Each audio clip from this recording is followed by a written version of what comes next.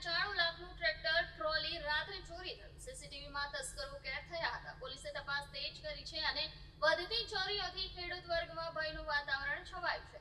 સુરત જિલ્લામાં તસ્કરોનો આતંક યથાવત જોવા મળી રહ્યો છે. કામરેજ તાલુકાના માંકણા ગામે એક ખેડૂતના ઘર આંગણે પાર્ક કરાયેલું ટ્રેક્ટર અને ટ્રોલી તસ્કરો રાત્રિના સમયે ચોરી કરી લઈ ગયા હતા. સવારે ઉઠીને ખેડૂતે જોયું તો આશરે 3.95 લાખ રૂપિયાની કિંમતનું ટ્રેક્ટર ટ્રોલી ગાયબ જોવા મળતા તાત્કાલિક કામરેજ પોલીસને જાણ કરવામાં આવી હતી. આ ઘટના બાદ પોલીસ હરકતમાં આવી હતી.